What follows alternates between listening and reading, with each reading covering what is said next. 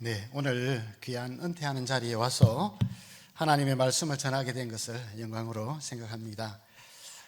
구급 공무원이 동사무소에 취직을 하고 처음 이제 동사무소를 지키고 있는데 점심시간이 되었습니다. 그래서 선배들이 점심 먹으러 나가는데 오늘은 제가 지키겠습니다. 그렇게 겸손하게 말을 했다고 합니다. 연세 드신 할머니 한 분이 오셔가지고 이제 민원을 요청을 했습니다. 우리 남편이 사망을 했는데 사망 신고하러 왔습니다. 그랬더니 이 구급 공무원이 어떻게 일을 처리해야 될지 잘 모르니까 본인이신가요? 그렇게 질문을 했다고 합니다. 사망 신고하러 왔는데 본인이 어떻게 옵니까? 그런데 어떻게 보면 이 구급 공무원은 처음 일을 시작하니까 긴장이 되고 잘해보고 싶었지만 어떻게 해야 될지를 잘 몰랐습니다. 이 할머니는 연세가 많이 들었지만 남편을 잃고 정신이 없고 경황이 없으니까 어떻게 일을 처리해야 될지를 몰랐습니다. 처음 장로가 되고 권사가 되었을 때 아마 구급 공무원 같이 일을 시작했는지도 모르겠습니다. 이제 권사를 또 은퇴하시고 장로를 은퇴하는 이 순간도 어떻게 되는 건지 정신이 없을 수도 있습니다. 이러한 때에 우리가 은퇴가 우리에게 가져다 주는 의미는 뭔지, 또 하나님의 말씀은 은퇴에 대해서 뭐라고 우리에게 조언을 하고 또 말씀하는지를 살펴보려고 합니다. 은퇴는 무엇인가라는 정의에 대해서 여러 가지 견해가 있습니다. 어떤 분은 은퇴를 가리켜서 은퇴하고 나면 완전히 이제 일자리를 잃게 된다, 이제는 어떻게 살아갈까, 그런 의미로 은퇴는 살아있는 장례식이다, 그렇게 표현을 했습니다. 살아있지만 살아있는 게 아니다, 그렇게 표현을 했습니다. 반대로 여러 가지 견해들이 많고 또한 은퇴에 대한 정의가 많지만, 또한 어떤 분은 은퇴는 끝이 아니라 새로운 시작의 문턱에 서 있는 것이다, 그렇게 정의를 했습니다. 정반대되는 그런 정의입니다. 여러분들은 그 정의 중에서 한 가지를 이제 선택을 해야 되겠죠. 새로운 어떤 시작의 문턱에 있다는 분은 여러 가지 견해를 말합니다. 독서를 매일 20분씩을 해라. 산책과 가벼운 운동을 해라. 작은 소소한 일들을 느낌을 적고 일기를 적어라. 그리고 새로운 취미 생활을 해라. 텃밭을 가꾸든지 친구들을 만나든지 그렇게 해라. 또한 사람들 간의 연결을 유지해라. 그런 여러 가지 이야기들이 있습니다. 저는 은퇴 받는 분들, 박승아 장로님, 김종철 장로님, 또한 이규남 우리 장로님, 또 은퇴를 받으시는 우리 조영옥 권사님, 권미정 권사님, 김을식 권사님, 장정순 권사님에게 저는 은퇴는 끝이 아니라 시작이다, 또 기회다, 이것을 말씀을 드리고 싶습니다. 어떤 기회가 될까요? 다른 식으로 섬길 수 있는 기회가 된다는 겁니다. 저도 2016년도에 은퇴를 한번 했습니다. 저는 전국 SFC 대표 간사를 대학 졸업하자마자 평신도 간사로 헌신을 해서 26년 동안 SFC 간사 생활을 시작했고 2016년도에 은퇴를 하게 되었습니다. 조금 더 일을 하고 싶었는데 상황도 그러했고, 또 성경에서도 신명기 3장 25절에 모세가 구하옵나니 나로 건너가게 하사 조금 더 일하게 해주십시오, 이런 바람을 이야기를 했습니다. 그때 하나님께서는 신명기 3장 26절 28절에 그만해도 족하니 내 눈으로 그 땅을 바라보라. 너는 이 요단을 건너지 못하리라. 담대하게 하며 그를 강하게 하라. 격려하고 위로해서 다른 여호수아가 그 길을 걸어가도록 하는 일에 너가 조력자가 되라, 그렇게 하는 말씀을 듣고 이제 내려놓고 개척을 했습니다. 두 가정과 개척을 해서 지금 이제 들꽃교회가 조직교회로 세워졌는데, 저는 너무 감사한 것이 새로운 기회를 얻어서 섬길 수 있었다는 게 너무 감사하고 지금도 너무너무 행복하게 지내고 있습니다. 오늘 바울 사도는 은퇴뿐 아니라 이제는 죽음을 앞두고 있는 상황 가운데 있었습니다. 감옥에서 죽음을 기다리고 있는 가운데 우리는 살아있는 장례식이 될 수 있는 그 상황이지만, 그는 본을 보이며 한 제자를 격려하고 다음 세대를 세우는 기회로 삼고 있는 그러한 바울의 아름다운 모습을 보게 됩니다.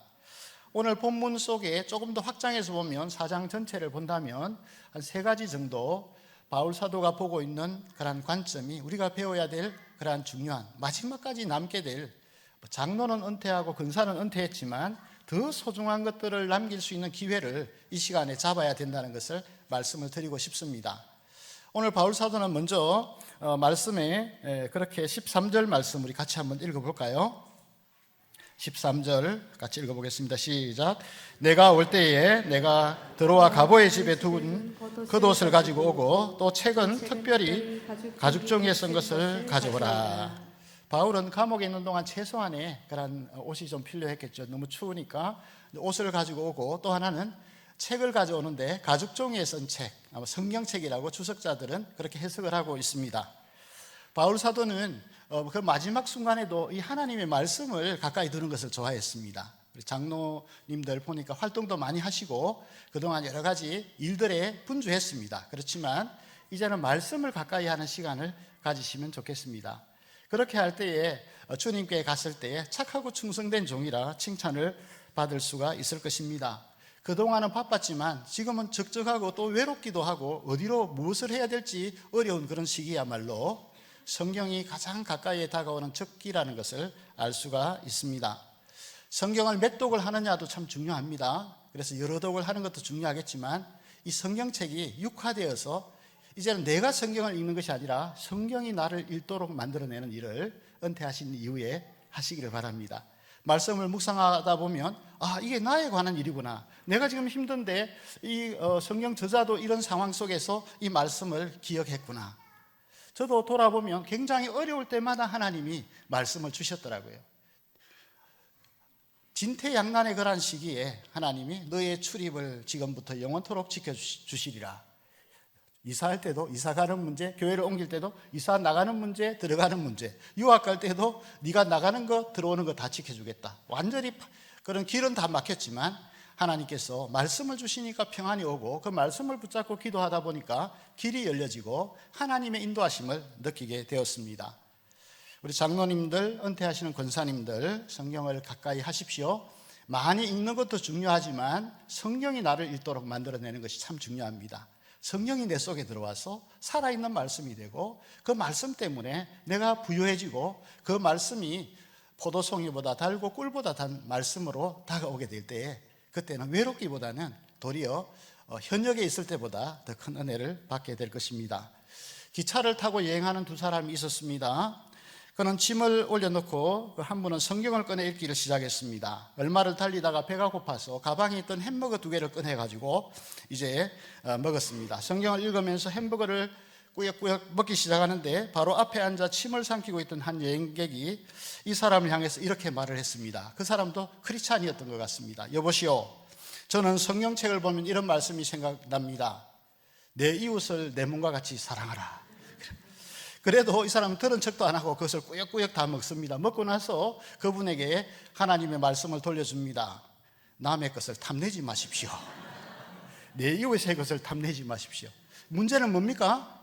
하나님의 말씀을 읽었지만 그 말씀이 자기 속에 들어와서 그 말씀이 자기를 변화시키도록 만들지를 못했다는 겁니다.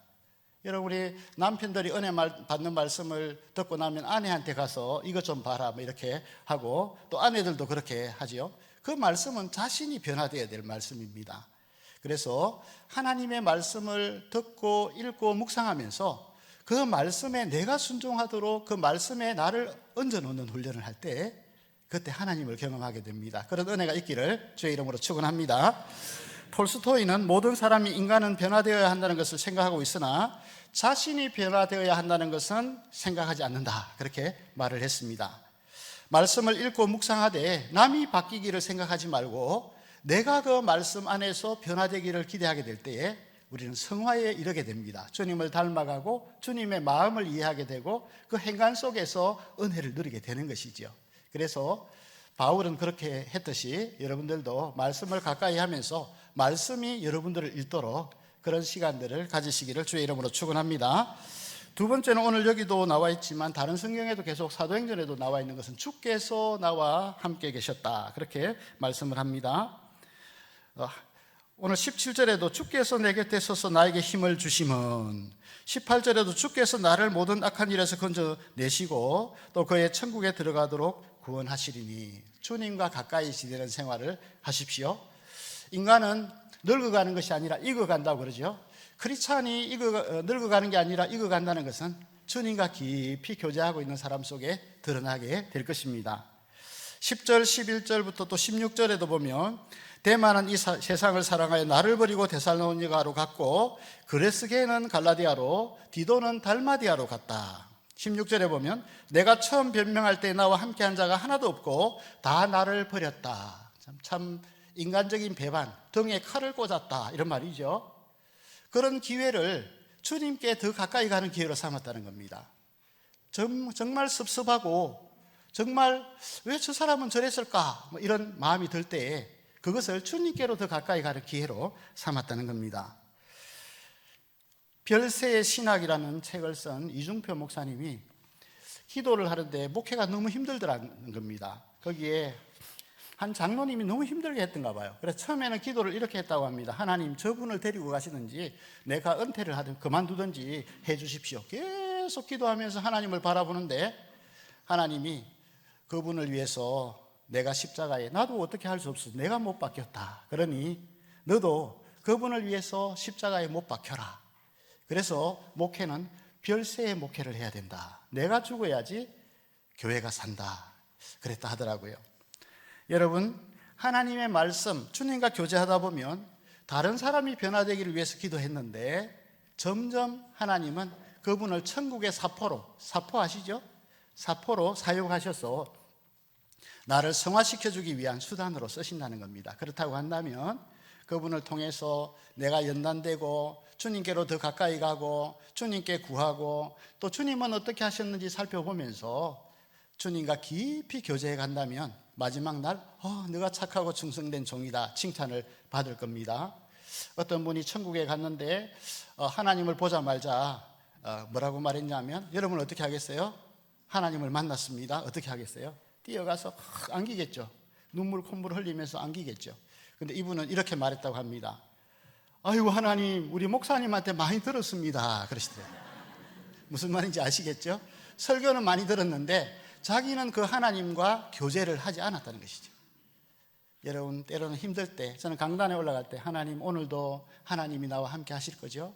하나님, 오늘 부족하게 지냈지만 역사하실 거죠? 항상 하나님을 곁에 모시고 하나님과 함께 할 때에 그 사람은 지금 다 떠났습니다. 등에 칼을 꽂았습니다. 그 사람도 갔습니다. 그렇지만 주께서 나의 곁에 계셔서 악한 일에서 건져내실 것이고 주께서 나와 함께 하실 것입니다. 고백했고, 사도행전에도 보면 고린도 교회에 앞서서도 그런 말을 했죠.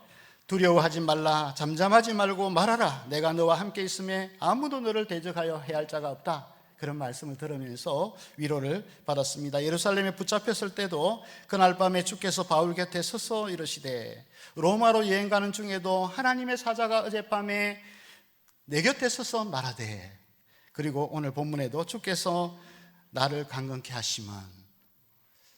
여러분, 얼마나 복된 사람입니까? 우리가 은퇴를 하더라도 이런 교제는 할 수 있습니다.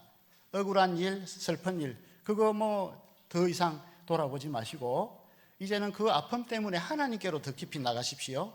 그 아픔은 하나님께로 가까이 하는 것이고 고난은 하나님의 초청장입니다. 나와 더 가까이 지내자. 내가 너를 다듬어 가기를 원하신다는 하나님의 음성입니다. 남아있는 동안 무엇을 하실 겁니까? 제가 큰 교회 어떤 목사님한테 물었더니 그분이 나는 더 많은 일을 하실 줄 알았어요. 그랬더니 주님과 더 깊은 시간을 가지려고 합니다. 열심히 달려왔는데 마지막에 하나님이 너가 누구냐 모른다고 하면 너무 일은 열심히 했지만 나와 교제가 없었다 말한다면 내가 얼마나 부끄럽겠습니까? 그렇게 말을 했다고 합니다. 그래서 그분은 은퇴하기 몇 년 전부터 주님과 더 깊이 있는 시간에다가 나는 거기에다가 초점을 두겠습니다 하는 것을 들으면서 굉장히 은혜를 받았습니다. 바울의 마지막 고백에서 볼 수 있듯이 우리가 남겨야 할 가장 소중한 것은 다름 아닌 하나님과의 친밀함입니다. 하나님을 가까이 하고 하나님과 대화하고 하나님이 나를 다듬어 가심에 맡기는 것이죠. 시편 73편 23절에 보면 내가 항상 주와 함께하니 주의 오른손이 나를 붙드셨나이다. 그렇게 고백하고 있습니다. 첫 번째는 성경을 가까이 하면서 성경이 나를 읽도록 하라 그랬죠. 두 번째는 고난이 있고 역경이 있지만 관계 속에서 힘듦이 있지만 그 힘듦을 성화의 기회로 삼고 주님을 더 가까이 하는 기회로 삼으라고 그랬습니다. 세 번째는요, 충성된 동력자를 만드는 데 기회를 삼으십시오. 지금은 일을 많이 해왔잖아요. 일보다 더 중요한 것은 관계입니다. 신앙은 하나님과 관계고 신앙은 사람과의 관계입니다. 얼마나 많은 동력자들이 있는가가 참 중요한 것이죠. 사도행전과 바울 서신에 보면 그의 동력자가 적어도 100명 이상이 언급되고 있습니다. 그리고 서신서에만 50명 이상의 동료가 언급되고 있습니다. 그리고 디모데후서 여기 마지막 장에 보면 17명의 사람들이 언급이 되고 있습니다. 그러니까 바울은 항상 혼자 사역을 한 게 아니라 많은 사람을 세우고 돕고 마지막 순간에도 디모데이 한 사람을 격려하고 그리고 편지를 통해서 문안하고 있는 것을 보게 될 때에 우리가 무엇에 초점을 두고 살아야 될지를 알 수가 있습니다. 마지막까지 남는 것은 우리가 성경을 가까이 하면서 살았던, 그리고 내 삶이 성화되어 갔던 것, 주님과 가까이 교제하고 있다가 마지막 날 주님 품에 안겨서 우는 그 시간이야말로 우리가 남길 만한 가장 소중한 것이고, 그리고 가장 중요한 것은 동력자를 남기고 또 사랑하는 후배들에게 격려를 해서 세우는 일이라고 생각이 듭니다. 제이 캐슬러라는 사람은 내 인생의 여러 가지 목표 중 하나는 내 마지막 순간에 관을 잡아줄 8명의 친구를 만드는 것이다, 그렇게 말을 했다고 합니다. 여러분의 생애 마지막에 기꺼이 찾아와서 관을 들어주면서 이 사람 참 아까운 사람이다 말할 수 있는 사람들 8명을 만드는 것, 그것도 한번 목표로 삼아 보시기를 바랍니다. 지금까지 일로 바빴지만 이제는 사람을 격려하고 사람을 세우는 것입니다. 사람을 얻고 세우기 위한 중요한 팁은 뭘까요? 그것은 잔소리보다 격려하는 것이고요. 그리고 섬김을 받기보다는 섬기는 것에서 그 사람이 굉장히 훌륭한 인물로 드러나게 되는 겁니다. 말이 참 중요합니다. 여기 널푸른 교회인지 강은도 목사라고 있는데 그분이 하는 짤을 제가 한번 읽어봤습니다. 자녀들에게 했던 잔소리는 하나도 안 남는다는 겁니다. 그래서 평생의 부모는 자녀에게 꼭 자녀가 기억할 만한 말 한마디만 남기면 그 잘한 거라고 하더라고요. 자기가 군대 갈 때 몸이 가로 세로가 같은 도루묵통 같이 생긴 한 분이 있었는데 다른 사람은 네가 가서 군대 생활 어떻게 할래? 그러는데 이분은 나도 했다, 너도 잘할 수 있을 거다, 2년 몇 개월 되는 시간이지만 6개월만 잘하면 통과할 거다, 그러니 잘해봐라, 이 말이 굉장히 격려가 됐다는 겁니다. 믿어주는 거죠. 그 아버지도 굉장히 깐깐한 목사였는데 군대 갈 때에 너는 잘 견뎌낼 거다, 이 말이 굉장히 위로가 됐다 하더라고요. 제가 목회하는 친구가 2명이 있는데 그 2명이 들었을 때 제가 마음이 뭉클하게 하는 이야기가 있었습니다. 한 분은 목사 아버지였는데 돌아가시면서 네가 내 아들인 것이 참 행복하다, 그 말이 평생 잊지 못할 그런 말이 됐다 하더라고요. 또 한 목사님은 장로님이 이제 연세가 드셔가지고 돌아가시면서 급하게 이제 병원으로 불러서 갔더니 목사님이 우리 교회 또 우리 목사님인 것이 가장 행복했습니다, 이 말 한마디가 지금까지 있었던 모든 목회를 녹여주고 그분을 사랑스럽게 만드는 언어가 됐다 하더라고요. 말이 참 중요합니다. 말 한마디가 천냥빛을 갖고 그 말 한마디 속에 그 사람의 인격이 들어있는 것이죠. 심리학자 아치팔트 하트라는 사람은 마음의 습관이라는 책을 썼는데 사람은 자꾸 습관이 있죠. 습관이라는 걸 자꾸 하다 보면 그쪽으로 경향이 흘러가는 경향이 있다는 겁니다. 어떤 사람은 다른 사람의 단점을 잘 보고 그 단점을 지적하고 정죄하는 그것이 습관이 되어 있는 사람이 있다고 합니다. 또 어떤 사람은 타인이 단점이 많은데 장점만 계속 보면서 그 장점을 키워내는 사람이 있다고 합니다. 그러면서 만약 당신이 좋은 점만 보고 있다면 당신은 겸손한 사람입니다. 다른 사람의 단점을 잘 찍어낸다면 당신은 교만한 사람입니다. 이렇게 정의를 했습니다. 우리 은퇴하시는 장로님들, 우리 권사님들 겸손한 분들이 되시기를 바랍니다. 다른 분들의 장점을 많이 보면서 칭찬해주면 그 한마디 말이 그분에게는 굉장히 큰 힘을 얻게 될 것입니다. 그리고 의미 있는 섬김의 본을 보이시길 바랍니다. 미국 대통령 중에서 대통령 임기 동안은 참 못했습니다. 그런데 임기 이후가 더 빛났던 사람이 있습니다. 그 사람은 지미 카터였습니다.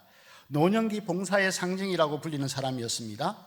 대통령 퇴임 후 40년이 넘는 기간 동안 헤비타트, 사랑의 집 짓기 운동 활동을 해왔습니다. 지미 카터 대통령은 단순히 기금을 전달하는 것을 넘어서 직접 망치를 들고 못을 박으면서 땀을 흘리며 집을 지었습니다. 2024년도 12월에 100세의 나이로 이 세상을 떠나기 전까지 암 투병 중에도 공사하는 현장을 직접 찾아가서 봉사의 의미를 실천했다고 합니다. 새로운 기회를 얻으신 은퇴하시는 장로님들, 은퇴하시는 권사님들, 은퇴는 살아있는 장례식이라는 말에 속지 마시기를 바랍니다. 은퇴는 하나님께서 새롭게 주신 기회입니다.